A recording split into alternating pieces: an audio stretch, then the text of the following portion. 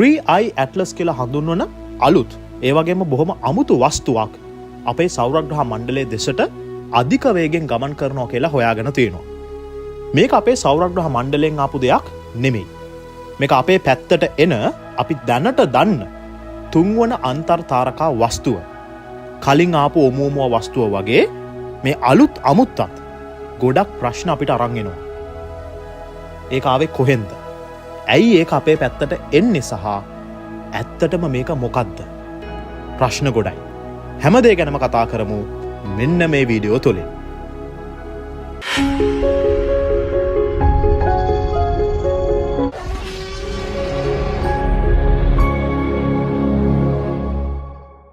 දෙදස් 17 ඔක්තෝබර් මාසයේදී තාරකා විද්‍යාඥයන් ගොඩාක් කලබල වෙනවා.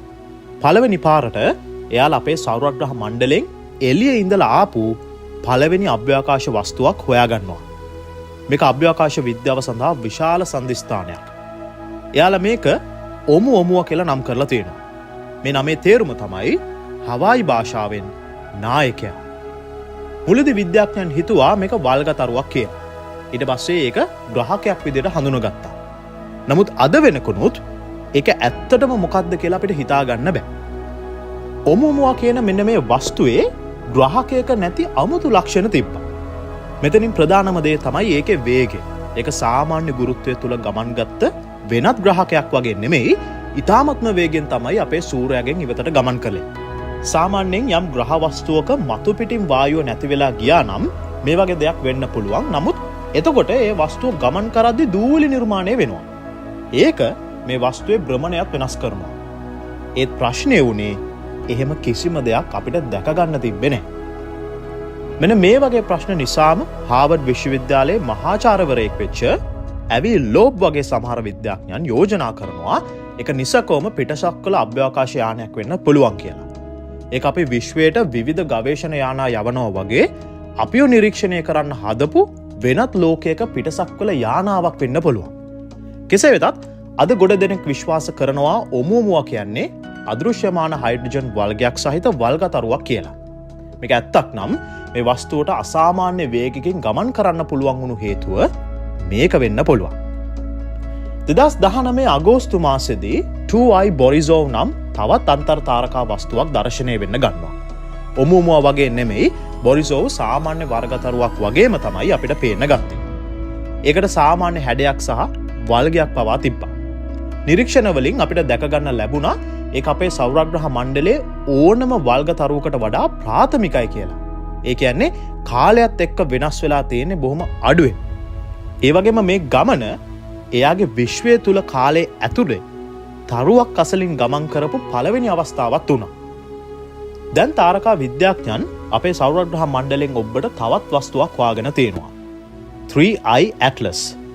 මේක හොයාගත්තේ භයානක ග්‍රහක හඳුනා ගැනීම සඳහා නිර්මාණය කරලා තියෙන ගෝලීය දුරේක්ෂ ජාලයක් වෙච්ච ග්‍රහක භෞමික බලපෑම් අවසාන අනතුරු ඇඟවීම් පද්ධතිය. එහෙමත් නැත්නම් ඇට්ලස් එකෙන්. ජූලි 1 වෙනිදා ඇට්ලස් අපිට දුන්න රූපයක විද්‍යාඥයන් පුදුම වෙනවා. ඒ රූපවල තිබ්බ අමුතු වස්තුවක්. ඊට පස්සේ ඒක ජූනි මාසයේ ඡායාරූපවල දැනටමත් දැర్శණය වෙලා තියෙනවා කියලාත් නිරීක්ෂණය වුණා. ඒක අධ්‍යයනය කිරීමෙන් පස්සේ විද්‍යාඥයන් තහවුරු කළා ඒක නිසකවම අපේ සෞරග්‍රහ මණ්ඩලයෙන් ආපු එකක් නෙමෙයි කියලා. එයාලා මේක හඳුනගත්තේ ඒකට තිබ්බ තප්පරයකට කිලෝමීටර් 60ක පමණ වේගයකින් ගමන් කරපු අධිබල ගමන් පද්ධතියෙන්. ඉලිප්සාකාර කක්ෂවල ගමන් කරන ග්‍රහ වස්තු වගේ නෙමෙයි, ඒක අධිබල මාර්ගයකින් ගමන් කරලා තියෙනවා. 3i ඇට්ලස් අපේ සෞරග්‍රහ මණ්ඩලයට ඇතුල් වෙලා ඒක තරණය කරලා ඊට පස්සේ සදහටම පිට වෙලා තියෙනවා. මේකේ කක්ෂ විකේන්ද්‍රීයතාවයේ 6කට වඩා වැඩි. ඒක තමයි අපි දැනට ග්‍රහකයක හොයාගෙන තියෙන මෙතෙක් වාර්තා වෙලා තියෙන ඉහළ මගේ. ඒ කියන්නේ ඒක අභ්‍යවකාශය හරහා කොස්මික් ඊතලයක් වගේ ගමන් කරනවා. NASA මධ්‍යස්ථානය මේකේ අන්තර් තාරකා සම්භවය නිල වශයෙන් තහවුරු කරලා ඒකට 3i ඇට්ලස් කියන නම ලබා දෙනවා. මුල් ඇස්තමේන්තු වලට අනුව ඒක කිලෝමීටර් 12ක් පමණ පළල දෙයක්. ඒ කියන්නේ ඒක ඔමුමුවා සහ බොරිසෝව් කියන දෙකටම වඩා විශාලයි. ඒක ග්‍රහකයක්ද වල්ගතරුවක්ද යන්න විද්‍යාඥයන්ට තාමත් හිතා ගන්න බෑ. නමුත් මුලින්ම එයාලා අධ්‍යයනය කරපු විදිහට ඒක වල්ගතරුවක ලක්ෂණ තිබ්බ දෙයක්. සමහර තාරකා විද්‍යාඥයන් මේකේ කෙටි වල්ගයක් සහ කෝමාවක්. ඒ කියන්නේ ඒකේ හරය වටා වායු සහ දූවිලි වලාවක් දැකලා තියෙනවා. මේක තහවුරු කරන්න තවත් පරීක්ෂණ සිද්ධ කරන්න මේගොල්ලන්ට සිද්ධ වෙනවා. ඔමුමුව හොයාගන්නකොට ඒක සෞරග්‍රහ මණ්ඩලයෙන් ඉවත් වෙලා ඉවරයි. නමුත් 3i ඇට්ලස් තාමත් සූර්යයා දෙසට ගමන් කරමින් තමයි ඉන්නේ. ඒක ඔක්තෝබර් මාසයේදී ඒකේ ආසන්නම ස්ථානයට ළඟා වෙනවා. ඒ නිසා විද්‍යාඥයන්ට ඒක නිරීක්ෂණය කරන්න වැඩි කාලයක් ලැබෙනවා. මේ වෙද්දී ඒක අඟහරු ග්‍රහයගෙන් ඔබට බ්‍රහස්පතිගේ කක්ෂය අසල තියෙනවා. ඒක සූර්යයාට සමීප වෙනකොට ඒක අඟහරු ග්‍රහයට ආසන්නව පවා ගමන් කරන්න වෙනවා. අන්න එතනදී බොහොම ලේසියෙන් අපිට මෙයාව නිරීක්ෂණය කරන්න පුළුවන්. ඉතින් මුල් සොයාගැනීම් වලින් පෙනී යනවා 3i ඇට්ලස් අපේ සෞරග්‍රහ මණ්ඩලයට වඩා පරණ දෙයක් කියලා. තාරකා විද්‍යාඥයන් විශ්වාස කරනවා ඒක ශීරපත මන්දාකිනියේ ඝන තැටියකින් ආවා කියලා. ඒක මන්දාකිනියේ ප්‍රධාන තලයට ඉහළින් සහ පහළින් තියෙන කලාපයක්. එතන අපිට මේ විශ්වයේ ගොඩක් පරණ තරු හොයාගන්න පුළුවන්. මේ ප්‍රදේශය මීට පෙර සමීපව අධ්‍යයනය කරලා නැහැ. මේ සොයාගැනීම් අපේ මන්දාකිනියේ ගවේෂණය නොකළ කොටස් ගැන වැඩි විස්තර දැනගන්න අපිට උදව් වෙනවා. මේ සම්භවය නිසා විද්‍යාඥයන් හිතනවා 3i ඇට්ලස් සීතල අයිස් සහිත පරිසරයක නිර්මාණය වෙච්ච ජලයෙන් පොහොසත් වල්ගතරුවක් කියන. එයාලා ඇස්තමෙන්තු කරනවා ඒක වසර බිලියන 7ක් විතර පරණයි කියලා. ඒ කියන්නේ අපේ සෞරග්‍රහ මණ්ඩලයටත් වඩා මේන ග්‍රහක කොටස ගොඩක් වයසයි. අපේ සෞරග්‍රහ මණ්ඩලයේ වයස වසර බිලියන 4.6යි. ඒ කියන්නේ අපේ ග්‍රහ මණ්ඩලය හැදෙන්න වසර බිලියන 2.4කට කලින් පවා මේක අපේ විශ්වය ඇතුලේ තියෙනවා. මේක තවත් හොඳින් තහවුරු කළොත් 3i ඇට්ලස් මෙච්චර කාලයක් මිනිසා නිරීක්ෂණය කරපු පැරණිතම වල්ගතරුව බවට පත් වෙනවා. තාරකා විද්‍යාඥයන් විශ්වාස කරනවා 3i ඇට්ලස් වසර බිලියන ගානකට කලින් නිර්මාණය වුණු තැනින් පිටත් වෙන්න ඇති කියලා. සාමාන්‍යයෙන් තරුණ තරු පද්ධති හැදෙනකොට ගොඩක් විශාල ග්‍රහලෝක අතර ගැටුම් සිද්ධ වෙනවා. වල්ගතරුවක් වගේ කුඩා දෙයක් බ්‍රහස්පති වගේ යෝධ ග්‍රහලෝකයකට ඉතාමත්ම ආසන්නව ගමන් කළොත් එහි පද්ධතියෙන් එක ඉවතට විසි වෙලා යනවා. එතන ඉඳලා ඒක වසර බිලියන ගානක් තිස්සේ අභ්‍යවකාශය හරහා තනියම ගමන් කරලා තියෙනවා.